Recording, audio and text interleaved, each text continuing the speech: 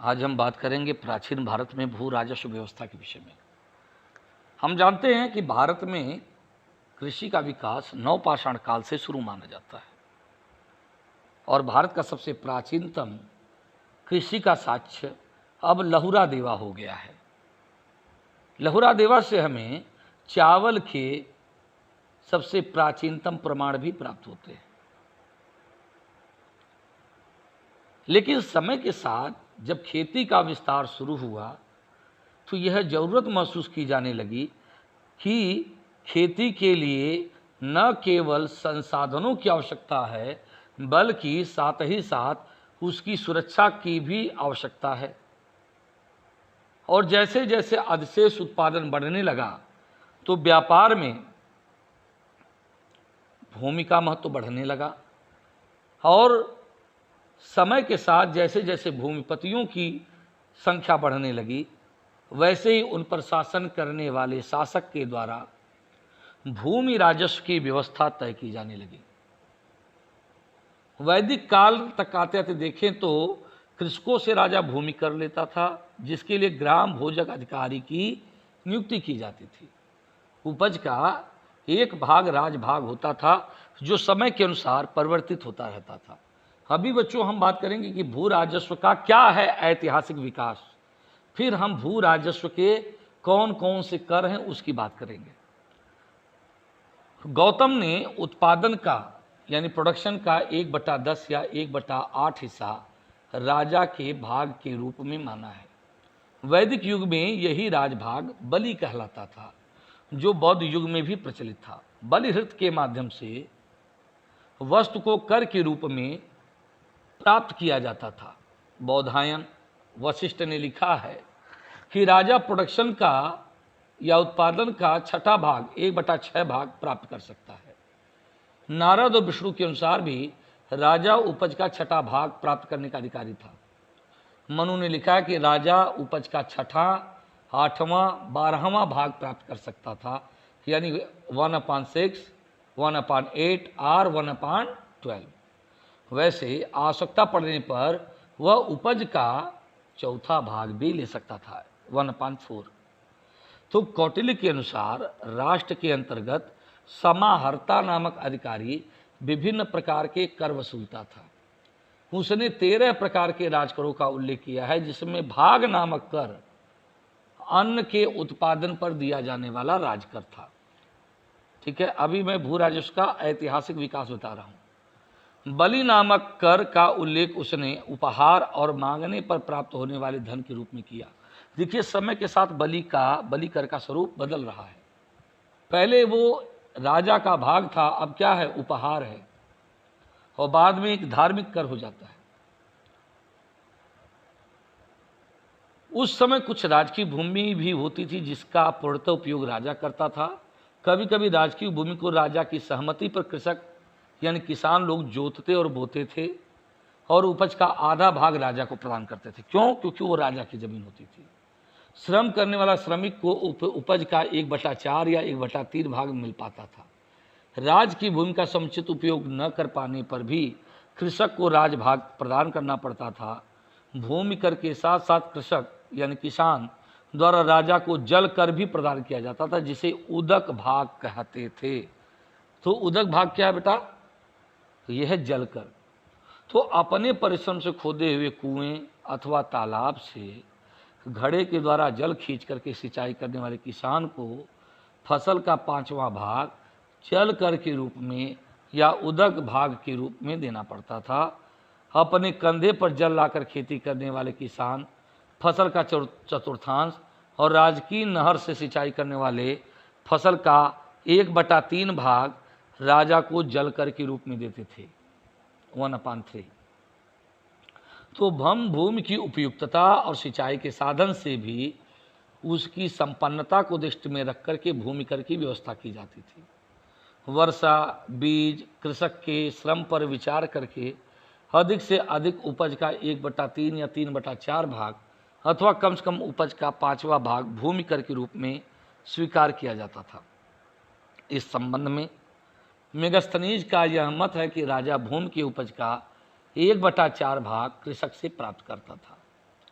महाकाव्यों में भी उपज के भाग को राजकर के रूप में स्वीकार किया गया है और समस्त राष्ट्र का स्वामी होने के नाते राजा अनेक प्रकार के करों का स्वामी था।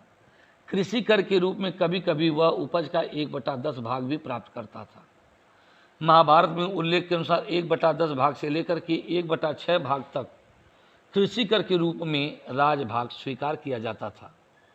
रोमन देई लेख की बात करें जो कि अशोक का है कि उसने बुद्ध के जन्म स्थान से प्राप्त होने वाले राजभाग को कम करके 1/8 भाग वसूल करने का निर्देश दिया था, जो साधारणतः राज्य को प्राप्त होने वाले राजभाग का आधा भाग था। वैसे राजभाग मौर्य काल में 1/4 लिया जाता था। लवारिस धन में से राजा को भाग मिलता था जो कि 1/6, 1/10 या 1/12 होता था। इस प्रकार से राजभाग प्राप्त करना उसका धर्म माना जाता था। तो भूमि कर प्राय देश और काल के अनुसार उपज को ध्यान में रख करके निश्चित किया जाता था और इस संबंध में ब्राह्मण, स्त्रियों, बालकों से कर नहीं लिया जाता था। राजा का प्रयास सर्वदा उपज को अधिक समृद्धि या अधिक बढ़ाने, अधिकाधिक समृद्ध करने के लिए होता था। तो भूमि और कृषि के प्रति अपने किए जाने वाले कार्यों के बदले वह भाग, भोग, उद्रंग, उपरिकर, हिरण आदि विभिन्न प्रकार का राजभाग प्राप्त करता था जो कि भूमि से लिया जाता था। बल्लाल सेन ने 3 प्रकार के भूमियों का उल्लेख किया था जिनसे राज्य को वो कर मिलता था। ऐसे भूमि थे वास्तु, क्षेत्र और खिल। वास्तु वह भूमि थी जहाँ आवास का निर्माण किया जाता था, उससे व्याभू शब्द का व्यवहार मिलता है। और वहीं अगर देखा जाए डीसी सरकार ने ऐसी भूमि को रूमिश्र भूमि माना है जिसमें वास्तु भूमि, नाल भूमि, कृषि योग्य खिल भूमि, बंजर सम्मिलित रहती थी। खिल के लिए अप्रहत शब्द का भी व्यवहार मिलता है। अमरकोश वैजंती में खिल और अप्रहत एक ही हैं। कुछ अभिलेखों में सगर, तोमर और सजल स्थल के रूप नामक दूसरे प्रकार की भूमि का भी उल्लेख मिलता है। गर्त का अर्थ होता है ऊसर भूमि से जो कि जोती नहीं जा सकती थी और सजल भूमि वह थी जो जल से सिंचित की जाती थी। कृषक जो कुछ फसल पशुओं से अर्जित करता था उसमें वह राजा को कर देने के लिए बाध्य था, ऐसा अलबरूनी कहता था और कहता था वह अपनी कृषि की आय का यानी एग्रीकल्चर सेक्टर में 1/6 भाग राजा को प्रदान करता था। अब जरा बात करते हैं आगे। तो यदि हम देखें तो समय के साथ सुख और समृद्धि के समय में खड़ भाग ही राजभाग के रूप में प्राप्त किया जाता था, किंतु बहुत सारा धान्य पैदा होने पर, अन्न उत्पादन होने पर राष्ट्र के आपत्ति काल में यह राजभाग उपज का 1/3 या 1/4 राजा प्राप्त कर सकता था। पूर्व मध्यकाल यानी अर्ली मिडवल पीरियड तक आते आते समाज में किसानों से यानी जो फार्मर हैं उनसे अनेक प्रकार के कर लिए जाने लगे, जैसे भाग, भोग, बलि, कर, धान्य, हिरण, उद्रंग, उपरिकर, उदक भाग, प्रतिभाग आदि। तो अब सबके बारे में पढ़ते हैं। भाग क्या है? गांवों से भूमि के उपज का जो छठा अंश राजा को आय के रूप में प्राप्त होता था वह भाग कहा जाता था। यह भाग भूमि को सुरक्षा प्रदान करने के कारण प्रदान किया जाता था। भोग, समय समय पर प्रजा के द्वारा राजा को उपभोग के लिए जो फल, फूल, लकड़ी वस्तुएं प्रदान की जाती थी वह कर भोग के अंतर्गत आता था और प्रजा जिन वस्तुओं का उपभोग करती थी जिसमें निधि, निक्षेप, देखिए निक्षेप क्या है? भूमि के भीतर की वस्तुओं को निक्षेप कहते थे, ठीक है ना, ये भी जानिएगा। अक्षड़ी, अद्यतन लाभ का वास्तविक अधिकार। जल, पाषाण, आगामी, भविष्य के लिए लाभ। सिद्ध, असिज्ञ, ठीक है। साध्य यानी निरर्थक पड़ी हुई भूमि, पड़ी जमीन जो कृषि के निमित्त कार्य में लाई जा सकती थी, ये सब भी भोग के रूप में आते थे। तो आगामी क्या है? भविष्य के लिए लाभ। और निक्षेप क्या है? भूमि के भीतर की वस्तुओं को निक्षेप कहते थे, ठीक है। बलि क्या है?